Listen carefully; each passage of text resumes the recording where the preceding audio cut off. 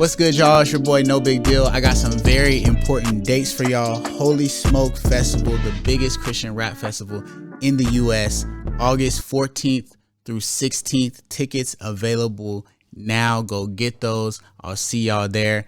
And also, we got brand new vinyl, brand new merch, hoodies, tees, bobbleheads, and more on the site at dilly.com. What's good, guys? This is No Big Deal, and this is Creative Control, the podcast where we dive into music, God, and the intersection of creativity and faith. Today on the podcast, we have Billboard charting, Dove Award winning, you know what I'm saying, highly decorated, highly favored, my friend, songwriter, rapper, singer, like what else, bro? We got Aaron Cole on the podcast today. Bro? What's good, bro? Thanks for having me, bro. Yes, sir. Yes, yeah. It's been a long time coming for sure. Nah, for sure. It's dope. I love the setup too. I was telling them it's not crazy. So yeah. You know, try to do a little something. Shout out Nate Rose for letting us use the studio. Oh God. You know what I'm saying? Got the vinyl up there. Yeah. Got the little pop Funkos. The Biggie John. You know what I mean? Yeah. All right, bro. So I like to, for a first time guest, I like to take it back for people who don't know the history. So from your perspective, how did we meet? First time we meet? Okay. Yeah. Dang, when was the first time we met? You know the first time we met? I have something in my head, but I want to know what yours is. Dang. Was it Derek's show? That's what I think. Yeah, Derek. So Derek had a show in Nashville, and I was putting out an EP with Derek on it, and then I met you there. I don't remember our interaction. How old are you this time? Like 17. And who did you come with? It was my pops, and at the time my A&R at Goatee. So I was like starting to go on Goatee. Yeah. But I was putting out an EP right before that. Okay. So. I think so. I remember being at a show. I remember your pops for sure. Yeah. In my head, Toby was with you. No, I don't think Toby came to that show. But also, wait, which show are you talking about? Also, in my head, it was Tadashi. It was like Tadashi was there at least. Okay, we're talking about two different shows. Because I'm talking about. And I would have said, if you would have asked me, I would have said you were 16. I would have said Tadashi was there, your dad was there, Toby was there. That's the number I have. You might be talking about a different show. I'm talking about Derek's release for I forgot. Empire? Reflection. No, Reflection. Oh, okay. So it was So that's not what you're talking about. I don't think so, bro. Tadashi. Yeah. It was at Rockin' Town? That's I do remember it being Rocket Town. Was it Capital King? Like Capital King's on it too? Bro, I don't know. Okay, I don't know. I mean, it's very similar though. Like our recollection is very similar. Yeah. I don't remember Tadashi being there. I don't remember Toby being there. But we might have two different. Did you I road managed Tadashi for a while, and he was on a But I feel like when I met you was rapping already. I mean, I've always been rapping, but you feel like I already. You had Canopy out. I feel like, because then right after that was South by Southwest. You was definitely at South by Southwest because that was when I was at South by Southwest for sure. We cooked up with on beat. But I had known you by that time. But I feel like that's second or third time. That was crazy. So South by Southwest, and the producer's name was like Malix. Yes. Right? Yeah. And we went to his house after South by Southwest. Yeah. Made a song. I don't remember where you at? Was that you at? You on the hook? Yeah. Yeah, bro.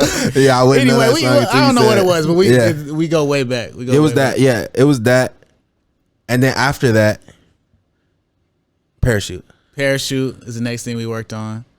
Or Poster was after that. Poster was before that. Poster was before that, and that was at Derek's studio. Did you delete that song? I can't find it. It's on there? Poster? Yeah. I don't think so. Okay. I don't think I deleted it. Okay, bet. Unless it was like was that before I was on the label? That was definitely before. Before? I don't know if there was something with It was that. poster, parachute, and then. I didn't think I deleted it, bro. Okay, I don't know. I could be tripping. It's still up, right? Okay. That's on me. That's on me. That's on me. Yeah, Okay. That's on me. That's on me. That's on me. Nah, I don't delete songs, bro. I didn't know. This whole time you're like, dang, Dill deleted our first. I thought he did. I thought he did. I thought you did. No. I didn't delete that, bro. Okay. No, that was fun. That was we shot that like in my neighborhood or whatever, right? Yeah. Y'all took me to a era. fire Mexican spot that I still don't know what it is Up to this here, day. like in Murfreesboro. Yeah, it was me, you, Aunt. Oh man, Chelsea. I don't Okay. remember, but Yeah. it was fun. it probably was Mexican. Yeah, it's probably Mexican. Shout out Mexican. It's an authentic joint. That's saying a lot. Like, Yeah. you know what I mean? Nah, it was fire. I remember I've been once and it was fire, and then I had a like an old BMW and it broke down in your. Dang, that's right, bro. That's just like a whole different time period. Yeah. Bro. Like, Crazy. and I mean, I think that's a very interesting thing because we are cut from the same cloth in that, like, Yeah. we come from, like, man, just grinding, like, for real, Yeah. like, whatever it is, bro. Like, show, you famously, for people who know you, like, you've been doing whatever, like, Yeah. performances since, like, literally what, 3? Yeah. I started rapping at 3, started singing at 7, and so, but like I say, like professionally it wasn't until like 15, 16, but like 12, 13 when I got serious, I was like, okay, this is what I want to do, which sounds crazy, but yeah, 12, 13, I was like, this is what I want to do, and then about 15 or 16, Toby found me, but then was like, I'm not putting you out till you're 18. So I was just kind of like in the, you know what I'm saying, ecosystem kind of thing. Yeah. And then officially signed like 17, 18. And that's when Right on Time and all that stuff happened. So Okay, so tell us about like the young years. Like what you know what I'm saying? You're rapping at 3.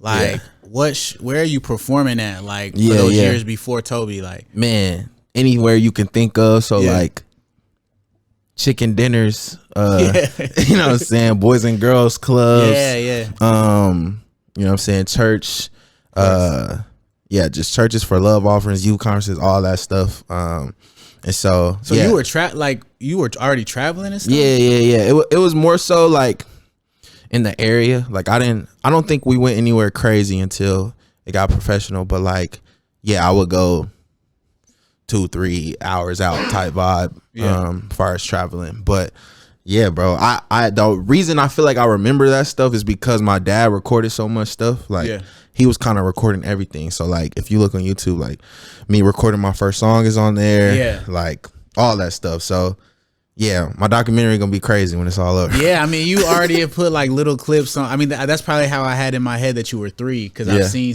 seen clips of it. Yeah. Okay, so you're moving around locally. You've been performing in all these different places since you're very young. Yeah. How does Toby like discover you? Like, where's the moment that? So I don't tell it a lot, but around the 13th, 14th like age, I was like getting known in my area. Like I feel like before that it was just kind of like I was just a young kid that did rap, but like 13, 14, it was like people were like, you know what I'm saying, oh snap, like he's kind of like a big deal in a sense, you know what I'm saying, because I was doing it in school. I'm in middle school, rapping and leaving class, so people are like, oh, what does he do, kind of thing. So wait, so you're in class and like you got to leave for an event type joint? My dad would check me out, so my dad would check me out. Like I recorded a whole mixtape, like checking out. So you were a superstar in middle school then, like I'm saying to the area, to the kids, like if you're getting taken out to go perform. It was crazy. So that was middle school. It was kind of like starting to be like, oh, like what does he do? Like this is kind of cool. Like, and of course, like girls finding out I can sing, you know what I'm saying? So I'm using that for sure. You know what I mean? I remember we did my choir director was like super cool, so he was always trying to do like cool stuff in middle school. So like it was a time we did Michael Jackson Thriller, and like he had me sing the Michael part. That's and fire. Like, you know what I'm saying, we did Beauty and the Beast, I played Gaston and like stuff like that. So just around this time people are just really finding out that I do that stuff. And then when I was like 14, we did like, my dad put together like a small tour. So like he was just calling churches and like setting up the routing and all that stuff.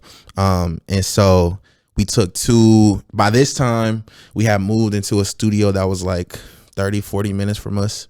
And it was a guy in there, and he recorded other people. And so it was a couple other like Christian rappers that had heard about me and stuff like that. So they came to one of my sessions and like met me and stuff. And so we were like, why don't y'all come on the road with this kind of thing? And so the first show, bro, we had like, it was in Knoxville, Tennessee. And you know what I'm saying? It was like a small storefront church. It was like, we walked out there, it was like 4 little girls in the front, a mom breastfeeding her baby on the side of the door. Wow.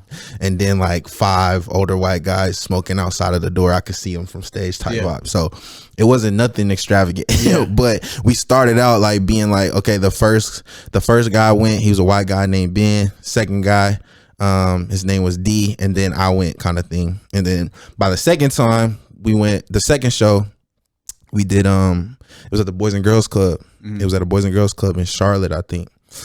And they were like, y'all coming like during their like lunch, so we ain't got that much time kind of thing. And so they was like, y'all just kind of like got to do it together. And so we started like, you know what I'm saying, just rapping. That was the tour. Like we would rap and help each other's on each other's songs and stuff like that. And so about 4th or 5th show, we're in the van like driving to the next show, and they're like, yo, I think we should be a group kind of thing. And I was like, heck nah. Like, I put on my headphones. Like I just act like I didn't hear it. Are they like the same age as you or? Nah. So if I was 14 at the time, I think one was like 18, 19. The other one was like 24. Oh, wow. Okay. Yeah. So I'm the youngest. Yeah. So they're like, yeah, we should be a group. And I'm like, nah, like I ain't trying to be no rap boy band. It's cool. Like, and then at more shows, like, you know what I'm saying, God was moving, so people was just hype off the moment, you know what I'm saying? So they, again, having a conversation, the next guy was like, man, he might be right, like, let's be a group. Still not listening. Then my dad says it, like, oh yeah, maybe we should be a group. I'm like, man, they tripping. It wasn't until the last show, I was just like, man, all right, like, cool kind of thing. And so I was working on like a project at the time.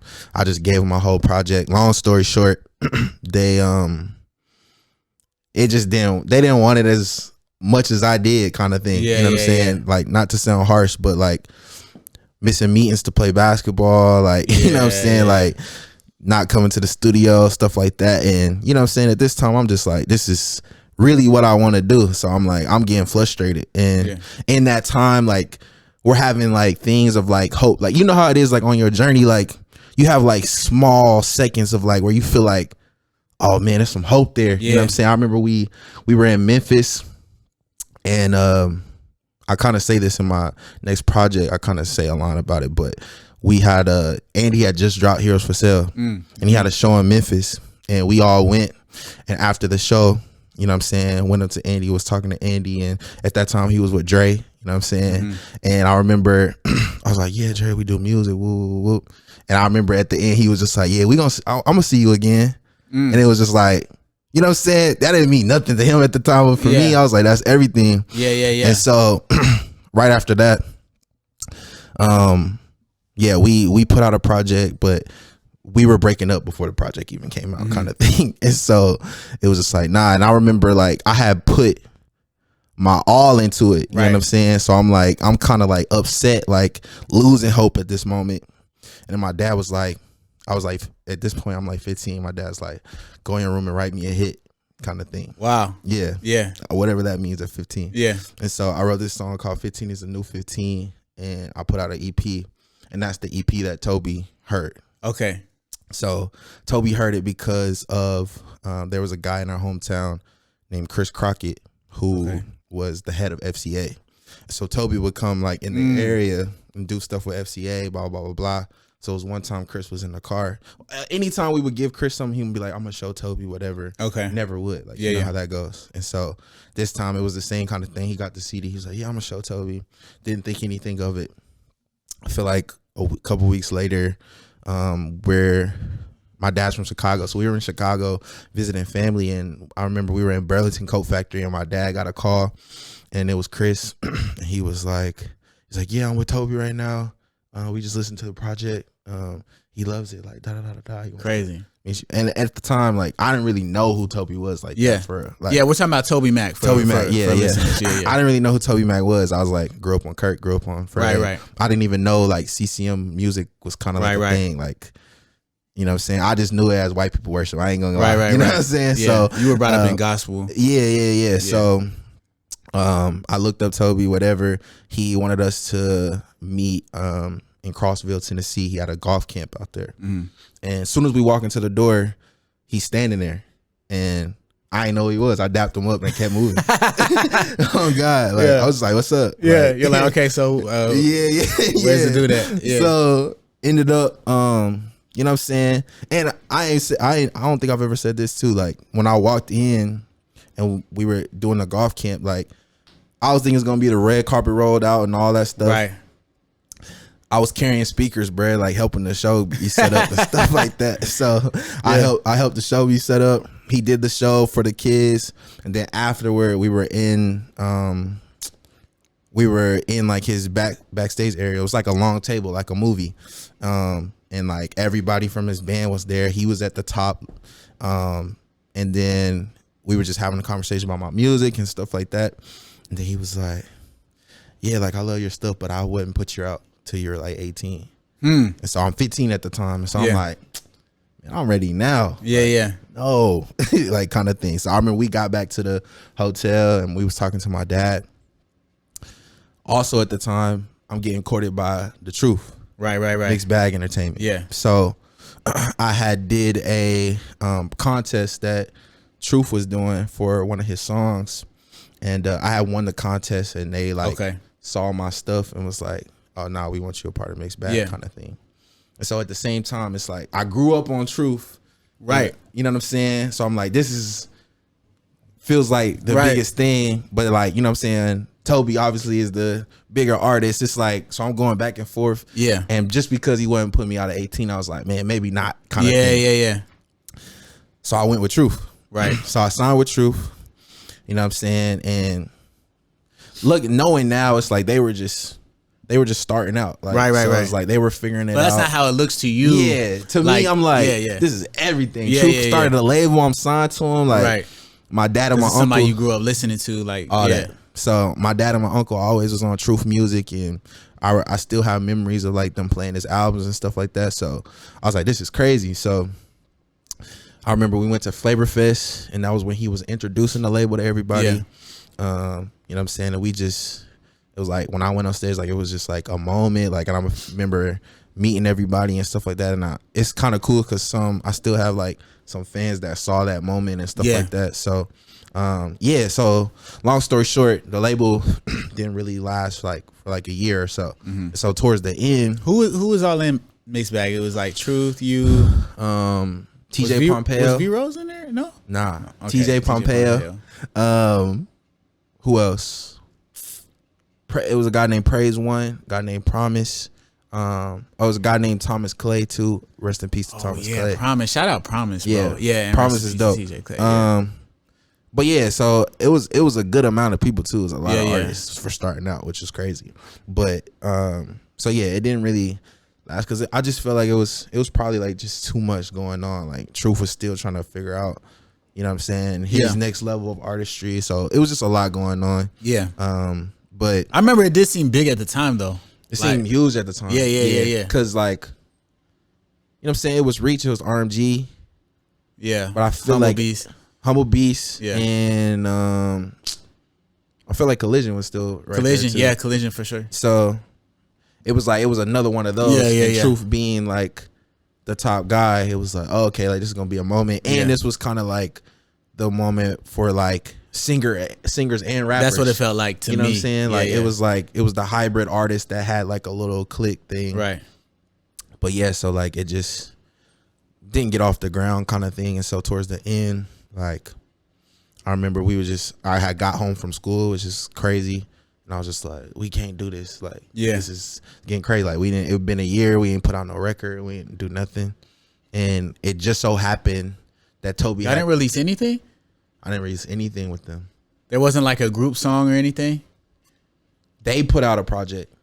Like there was other people that put out stuff, but I never got anything off the ground with. Wow. So you just were announced, and then I was announced, and I did another show with them in New York.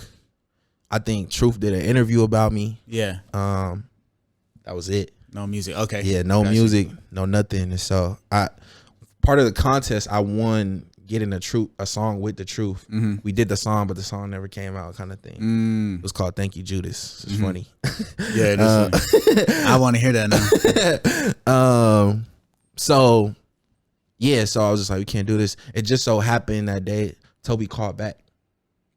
It was just like, yeah, I've been watching you guys. Like, you know what I'm saying? I don't think he kind of realized that I had signed another thing. Like, he was just kind of watching that I was, because I was doing shows, I was doing stuff like that, but not putting out music. And so he was like, man, I feel like God, you know what I'm saying, really, I've been looking for an artist like Aaron. Like, God really wants this to happen, kind of thing.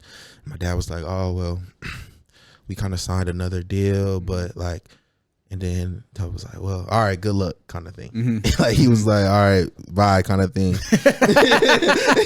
And my dad was like, wait, like, we're getting out of that. And he was like, well, finish that up and then talk to me later. So we got out of the deal.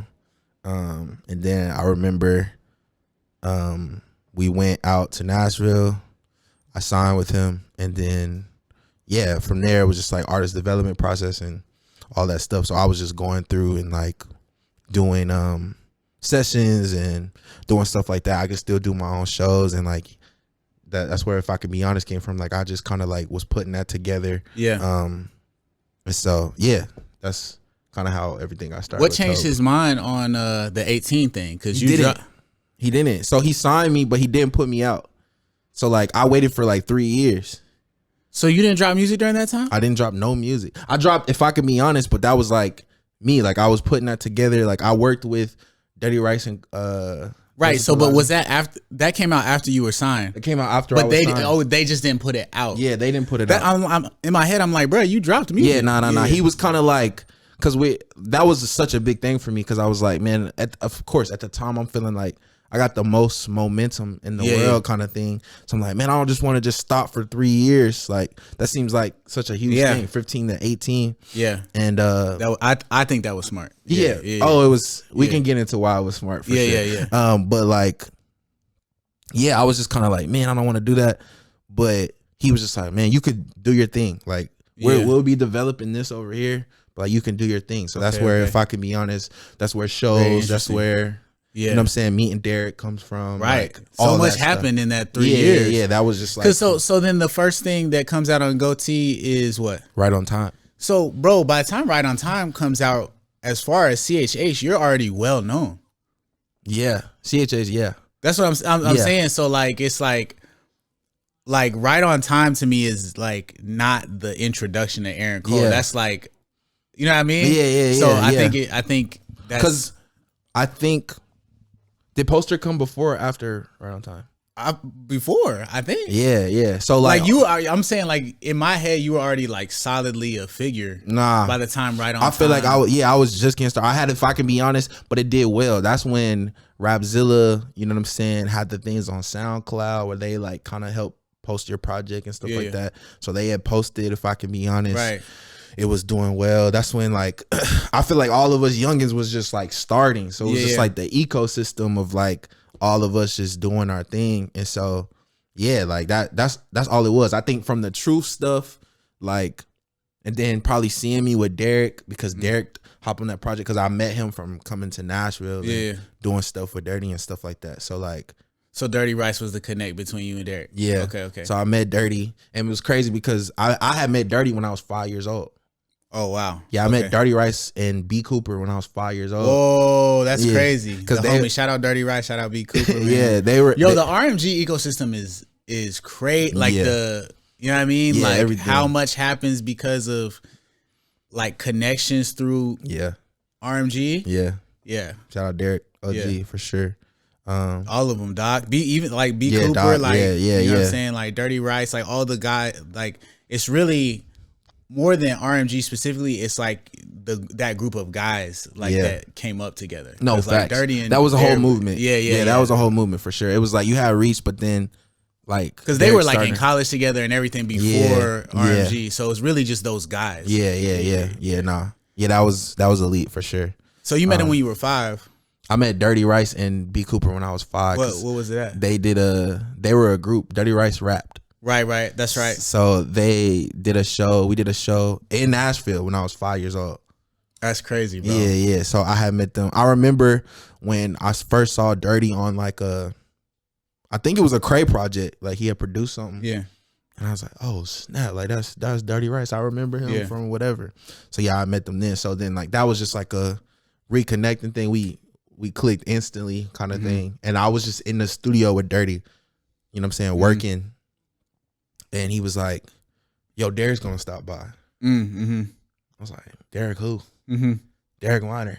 Cap. You know what I mean? Like, so at that time it was like crazy. I was like, so Derek walked in, he was talking, played him some stuff, and he was just going crazy. He was like, nah, you gotta do both. Like, you know how Derek like Kanye of us, like, like facts, inspiring to the max, like was going crazy, like, and passionate, passionate, like turning me up, like, you gotta do both, you gotta rap, you gotta sing, like, don't shy away from that singing stuff, whatever. Was that like a thing for you? Like you were trying to decide? Yeah. So like I feel like I was just at that time I was definitely more of a rapper. Okay. But like when I was 7, like my grandma kind of forced me to sing. So like my grandma, my uncles and all that, my whole family sings besides like my pops for real. So like we had a church and they threw me the mic kind of thing and like forced me to sing the song. Yeah. And so it was like I started singing and it was cool to me, but like I didn't really know, like I was always a rapper. So it was like whatever. And so I just started developing and singing. And so I was singing on a little more of my stuff. And it was not until like the sessions where people was finding out, oh, you sing. And I just kind of like opened up more of like what my artistry became. So yeah, so I met Derek. Yeah, he got on Do What I Gotta Do song. That project came out. I was doing shows, whatever.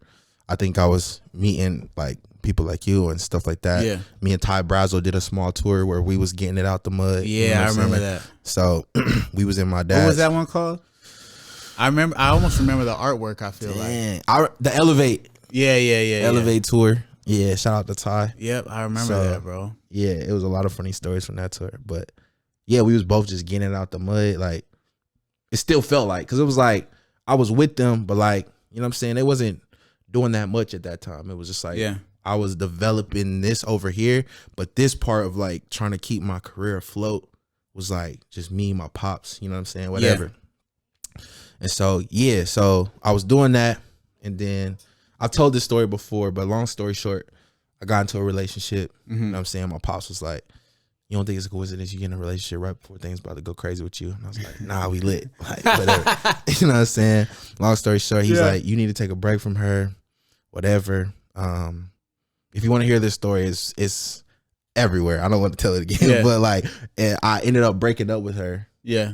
At this point, I'm like 17. I end up breaking up with her. I go to Nashville like the next week, and I write Run on Time. Okay. And then everything kind of just starts from there, as far as like going to another level kind of thing. So that's so interesting, bro, because it's like the perspective. Like, perspective is everything. Because to me, like, obviously, Right on Time was a game changer, but you were already like, kind of solidified in my head as like, and I guess like as an artist, you can see artist potential more than a normal person. So I wasn't really looking at like pre Right on Time numbers versus post. I'm just I know the trajectory. I'm like, oh yeah, he's like, he's here. Like Aaron Cole, like I know this is gonna be, you know what I mean? Yeah. So it's very interesting that like, from, I guess you're saying from your perspective, that was like a big shift. Oh, it was a big shift. Yeah. It was like, I mean, everything was just like building. But like, it was like when that happened, it was just like, oh, like, okay, this is what this is kind of thing. So like from there, Right on Time's going crazy. Yeah. And then it was, I will say it was for like what you know, all of the homies had experienced up Yeah. until that point. Yeah. It was like, yo, this numbers wise, this is something we haven't seen. Like, it was just kind of like, what is going on? Yeah. It was crazy. It was so crazy. like, yeah, that was the first one that was like, yeah, like what's happening kind of thing. And like I was so young, so like I'm only seeing those numbers from the OGs kind of thing. So like I'm like, man, this is crazy. Like, of course I'm excited, but this is wild. So I'm still living in Bristol. I remember it's going crazy. I'm hearing it on the radio. Like, radio was going crazy. And then Tobe's like, all right, like this is going crazy. Like, look, hop on the road. Like, you got to start performing this kind of thing. So from there, my dad's like, oh yeah, it's time to get out. So then, like, get out of the house. Yeah. So I moved to Nashville. Yeah. Right when that happens. Yeah. So I moved to Nashville with like $500 to $1,000 in the bank. Yeah. Wow. Okay. Yeah. And I stayed. I lived with Kenny. Yeah. So I lived with Kenny. I was maybe home 1 month that year. Like I was that first January I was there, but everything was getting ready to go on the road with Tobe. And then from there, we was on the road from there. Like we did the Hits Deep tour from January to like March, April. Then I had festivals in the summer. Went on tour, Building 429. Like all kinds of stuff. It was just like different kinds of shows and stuff like that. And so, yeah, that's where it started from there. I put out the EP Virginia Boy. That's where we did Parachute. So I feel like at that time too, like now people is hearing me and thinking I'm just a singer. So like now, like the whole time it's just kind of been like, okay, no, I do this too. Or like, you know what I'm saying? It's like, like you feel like your whole career you've been back and forth between rap and singing. Yeah, always. So like, not to move too fast, but like getting to Not By Chance, like it was just like I'm doing what I want to do kind of thing. And so from that came like some pushback from people of like, because I had 2 number ones at this time, like all this stuff. And so 2 number ones right on time, man. One More Day. It was another song like I put out right after. Number 1 Billboard again. So you got 2 number 1 billboards and you are how old at this time? 18, bro. I was at one of the Billboard parties. I think that was right on time. That was right on time. Yeah, like crazy. So So you were saying like Not By Chance. So right after that, like we did Virginia Boy, Not By Chance. At Not By Chance, I was just kind of like, man, like I was just young and being like, man, like I feel like I gotta prove myself as a rapper again, kind of thing. And so that's where Not By Chance comes from. And so we do Not By Chance.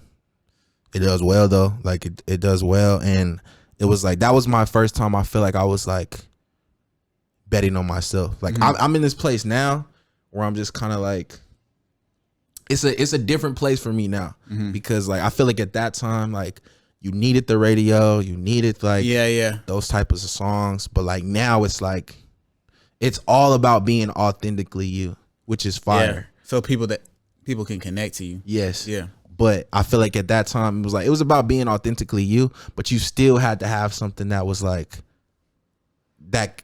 The labels that people could work, you know what I'm saying? Because that was at that time still. I sound old, but like at that time, labels was you just like, started super early. Yeah. Like labels was the only thing. It wasn't really like independence going crazy like that. You know what I'm saying? You had, you know what I'm saying? I feel like that was it. If you was independent, it was you type vibe that was doing well. You know what I'm saying? I can't remember anybody else that was independent doing crazy like. Facts. It's just facts. Like he was like you was in. Some the people circles. probably gonna be mad at you, but yeah. Tell me, I don't. It's probably just not coming up to my head. Like on God though, like it wasn't really a lot of people. So true. So like that was the time. So I feel like now it's like it's fire. Like you can be authentically you, and people connect to that. Like, but I feel like it's always been kind of like a. Okay, I'm gonna give authentically me in the album, but these singles have to be smashes. You know what I'm saying? Like, you think that's shifting now? Oh yeah. I think that too, bro. I think it's actually like, I think the trends and the culture that we see within music is like a reflection of what's just going on with people in the world. Yeah, and I think that like the newer generations, like as like they become adults and hold the like financial power and the power to like kind of say what kind of content and stuff that they want. Yeah. I think we were in an era of like we want to be kind of entertained. We want to be entertained by this like entertainer class who puts on like a show for us. Yeah. And now people are like, I want an artist I can connect to. Facts. That I can see parts of myself in. Yeah. So that I feel like to a degree I know this artist and it helps me get through life. It helps me think through things. Like it helps me connect to my emotions. Yeah. And also it just helps me feel almost like an actual human in this internet age, because it's like so much of life can be lived on the phone and on the internet. Right. That it's like we don't need another thing that feels super produced and like fake. We actually need stuff that helps us feel human and feel like we're living in real life. Mm-hmm. So I think that's the shift we've seen from where we wanted like, you know, like we'll just take an artist like Kanye, which he's always been authentic, which is what you said. It's like people have always been authentic, but there's authentic in like the, you know, power or all of the lights, which is like this like big show, this huge show. Yeah, that's you know what I mean? Yes.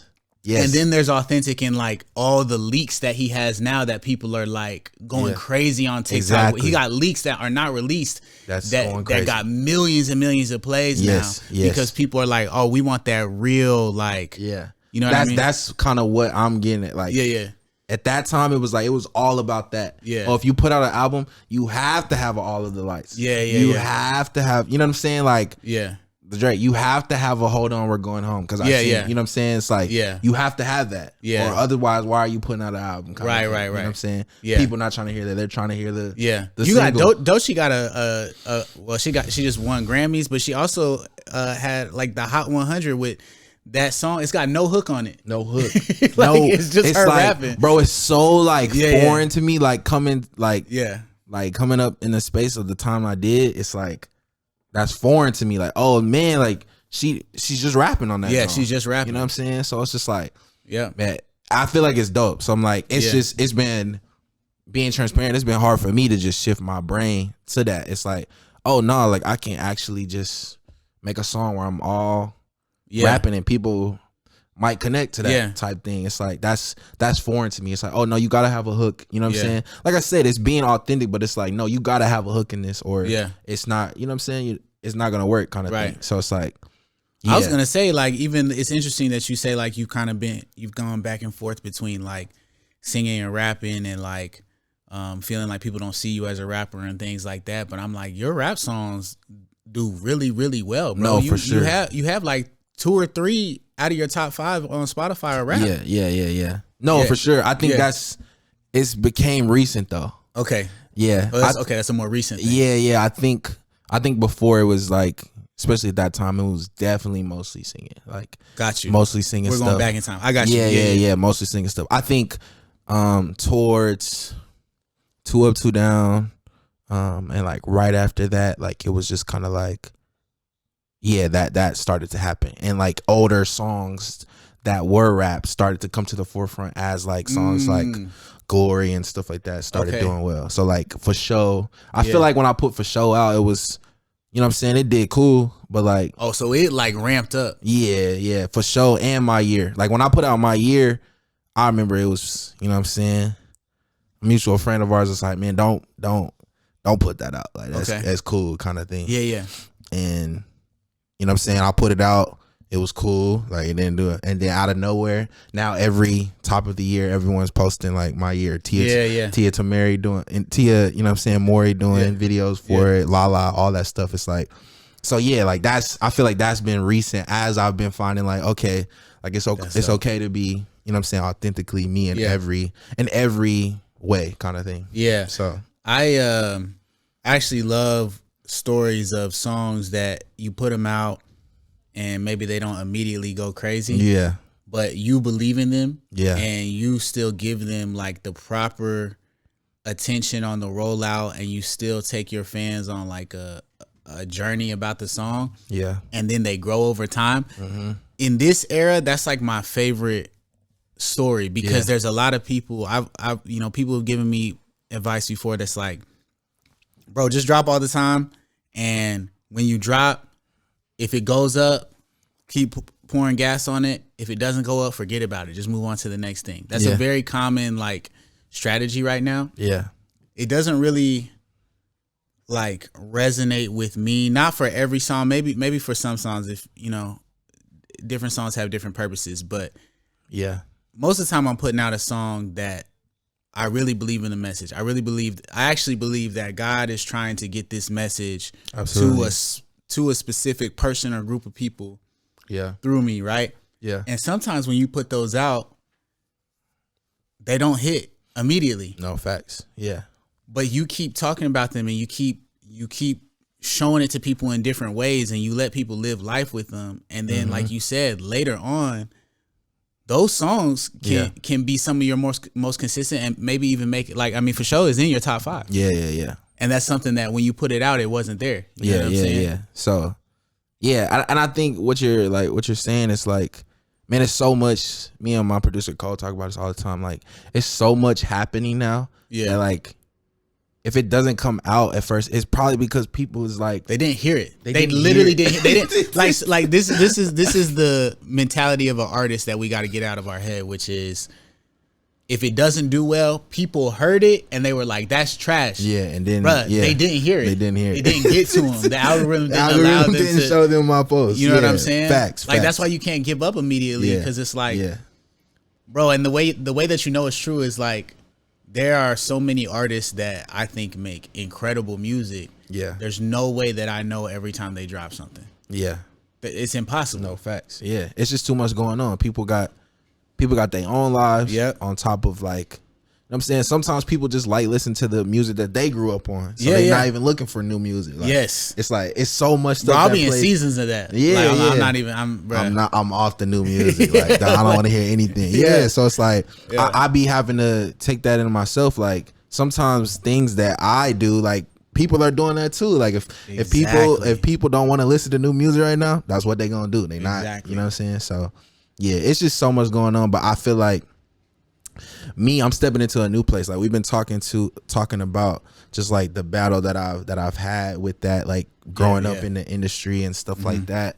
And so I feel like sometimes it's been about producing the product rather than like sticking sometimes to what I got into music for anyway. Whoa. You know what I'm saying? Yeah. So it's like now it's like, man, like I feel like sometimes, and I'll just speak for me, like sometimes I make music selfishly. Yeah. You know what I mean? It's like, I don't care if you don't understand this quadruple entendre. Right. I think it's fire. Yeah. When it's like, absolutely.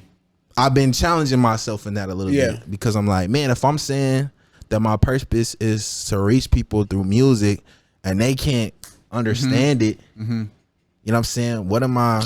Wow, bro. Now you hitting on something crazy right now. You know what I'm saying? Like that's kind of like just the thing I've been battling with because it's like I get being creative. I get being, you know what I'm saying, pushing the narrative. I get all of that stuff.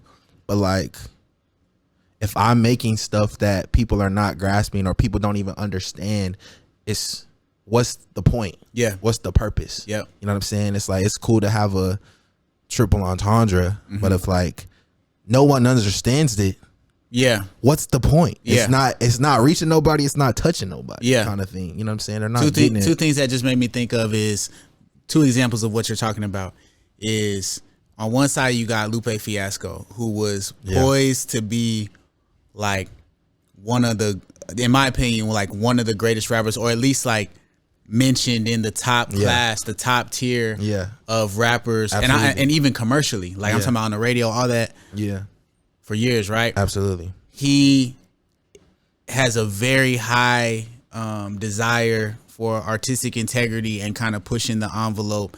And I think he did what you said, which is he went so far into the technicality of the craft. Yeah.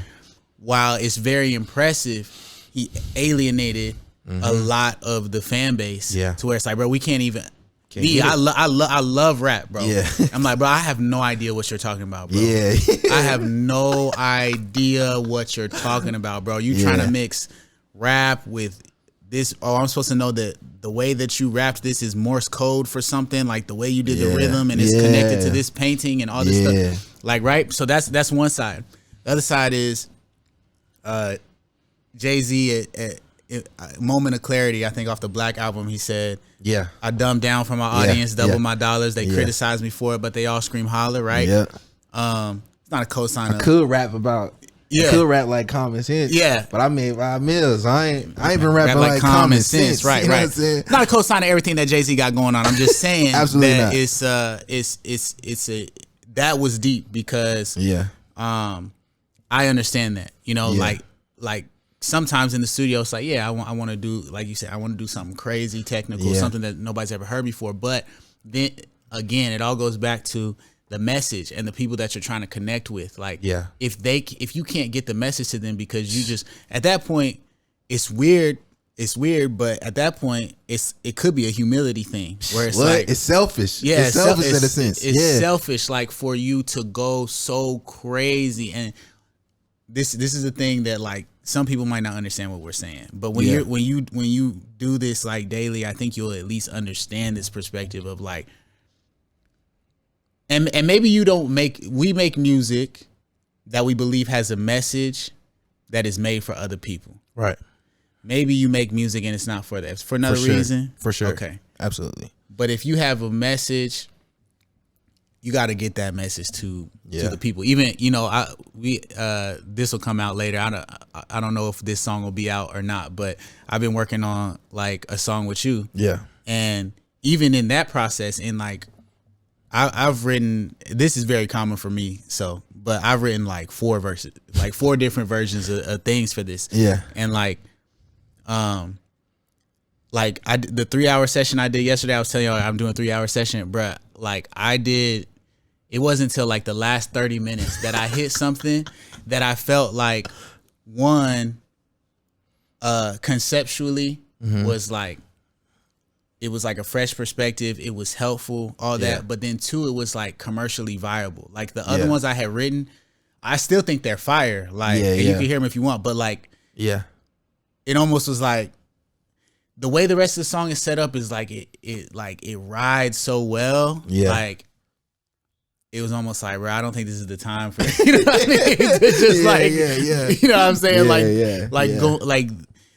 Sometimes the technicality of it can mess up how the song feels to the listener. Like, absolutely. You know what I mean? And so which is tough. Like it's tough for me sometimes. And even like talking to my artist friends, like my boy Joel, he's you know what I'm saying? He sings for Maverick City. That's like my boy. Like, but like we be having this conversation because, you know what I'm saying? He's like super like, man, like, no, it's all about our artistic integrity. Like, you know what I'm saying? And what you want to do, you know what I'm saying?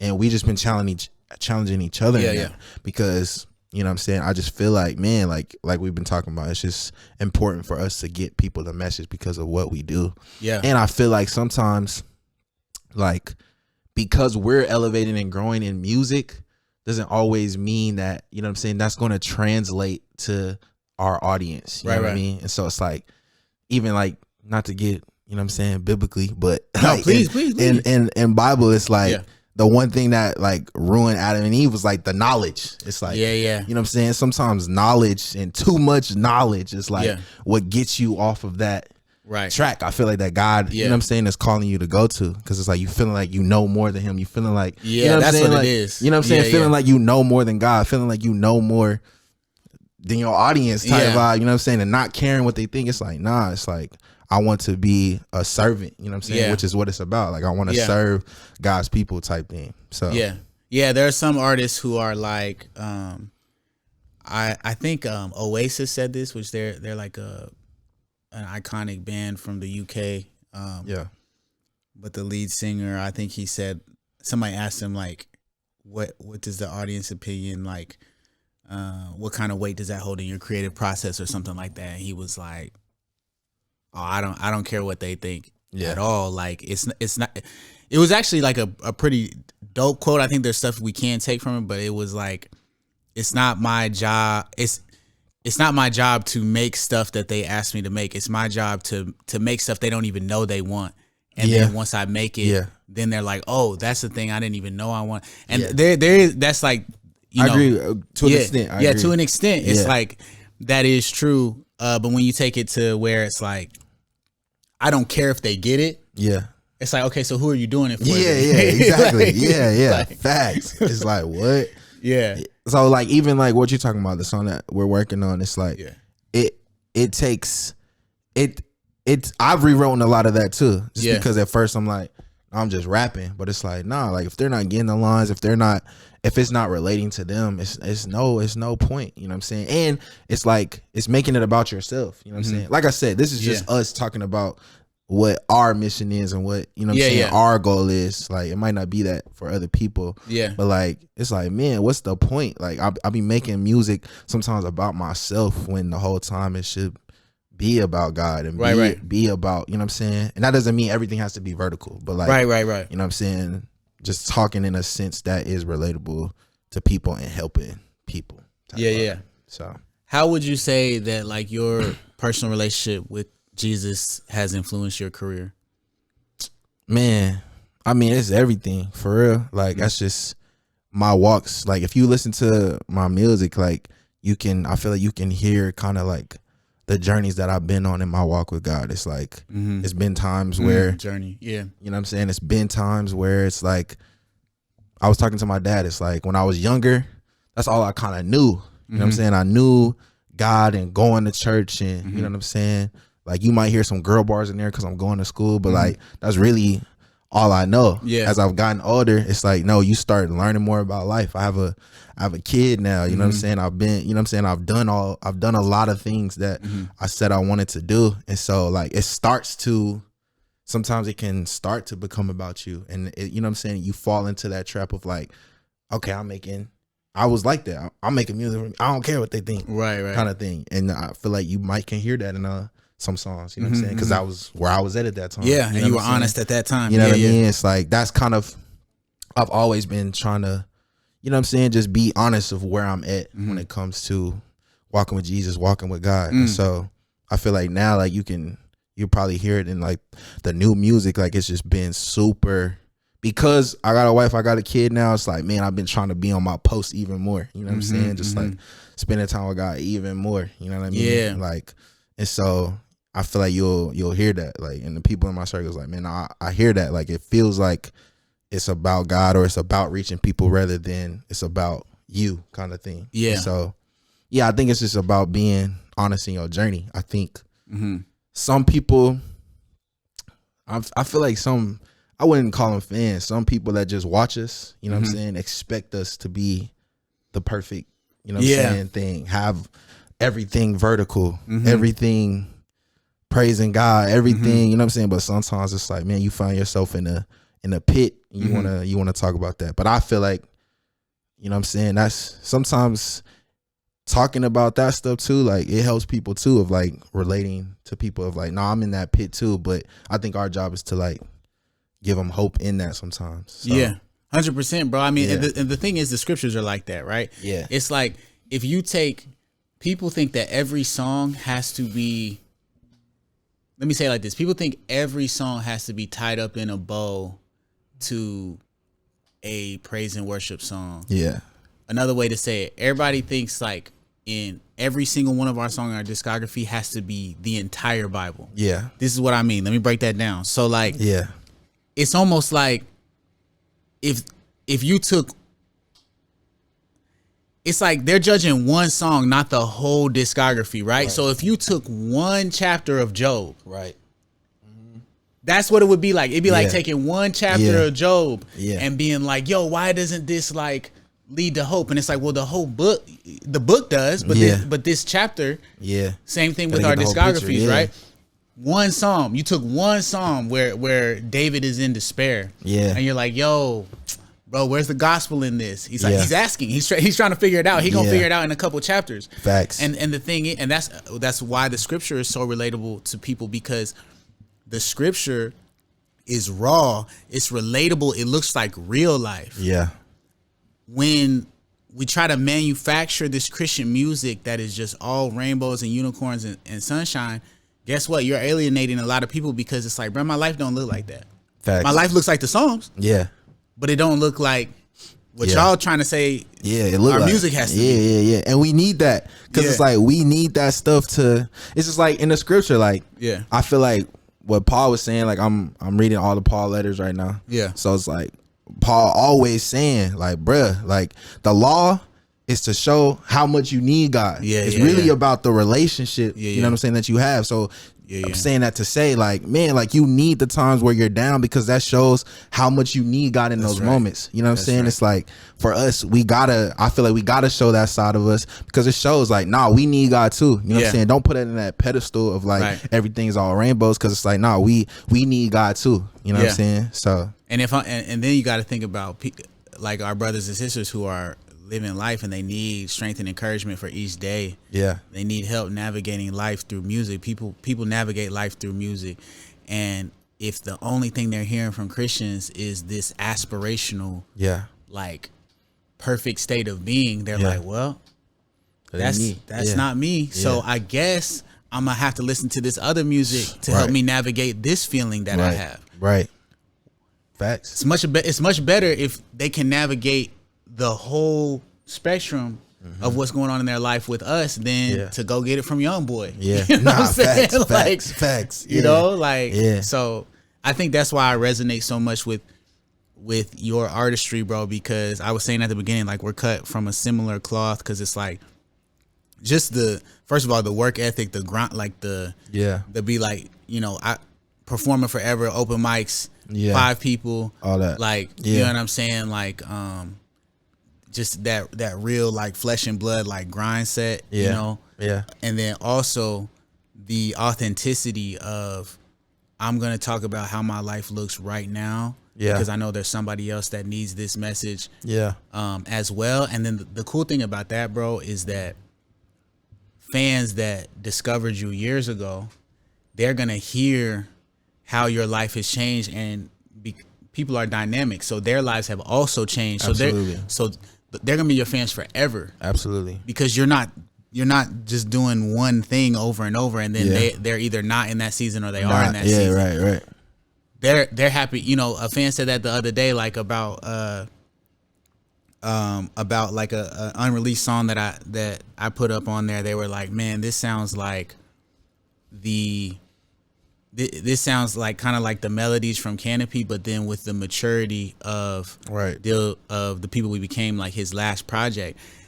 And the reason that like hit for me, because I'm like, for that person to know that means they've been here the whole time. Yeah. You know what I mean? Yeah, that's good. And so, yeah. But yeah, anyway, that's I think that I really admire your work for that way, because especially as somebody who has had so much success in like some of the more traditional areas of Christian music, radio, Billboard, Hits Deep Tour. Yeah. It's very rare to have an artist like you. Yeah. Like a real rapper, first of all. Like like a rapper. But then also like you're not just making aspirational songs. Like you're talking about the whole thing. So I just want to give you your flowers on that, bro. No, appreciate it, bro. All right, we got to wrap it up, son, but I gotta take you into the control room. Okay. If you don't know the control room, this is where I ask you rapid fire questions. Okay. And you gotta answer the first thing that comes to your mind. Okay, bet. All right. What's the funniest prank you've ever pulled on someone or had pulled on you? Ooh. Prank. I feel like you've done some. I don't be pulling pranks. Really? Bro. I don't think so. I'm trying to think. I feel like you got the mind for it. Yeah, but I don't remember. Has anybody ever done something crazy? That's what I'm trying to think.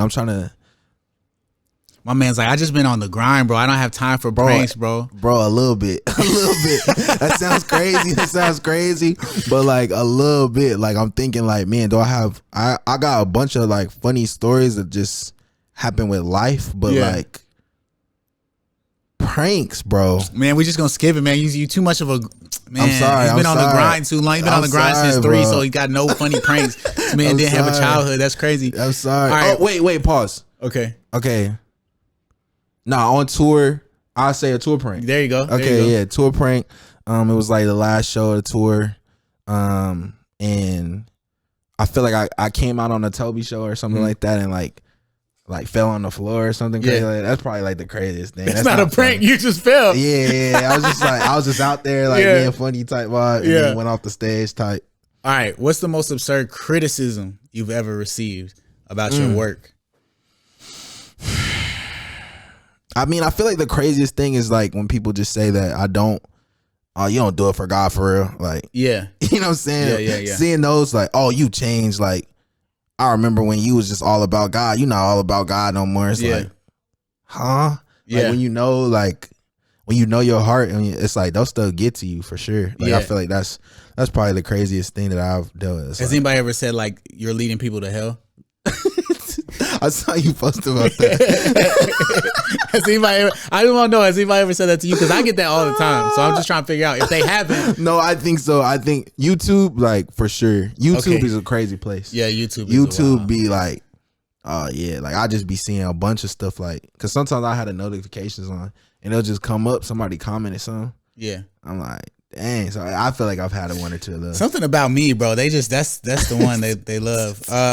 Okay, would you rather fight one horse-sized duck? Okay. Or 100 duck-sized horses? Wait, say it one more time.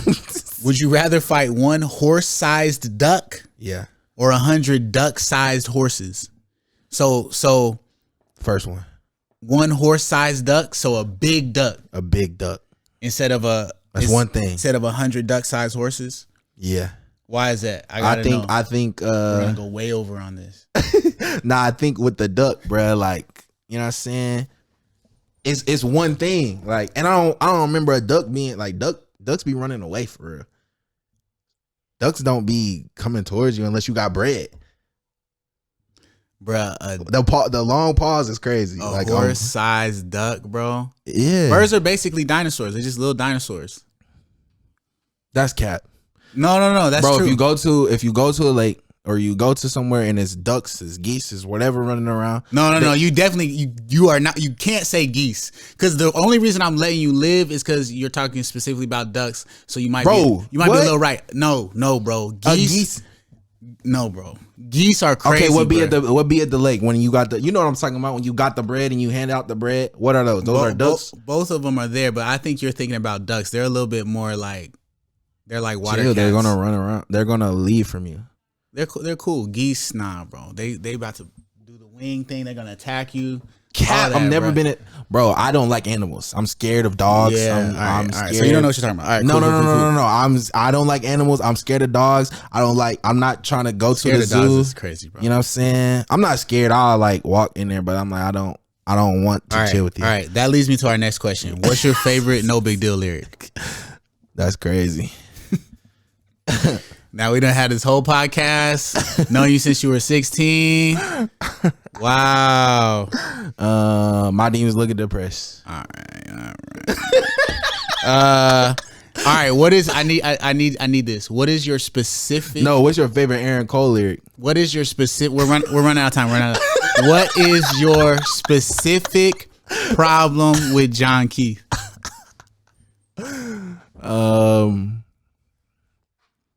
My specific problem with John Keith. Yeah. I don't got no problems with John Keith. Nah, you do. What is it? I need it, bro. I don't think I have a problem with John Keith, bro. You do, bro. Everybody has a specific problem.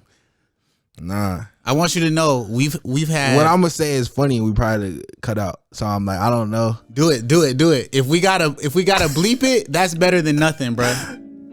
This man got in a rap battle with Bryson Gray. This has been Creative Control Podcast. We'll catch y'all next time.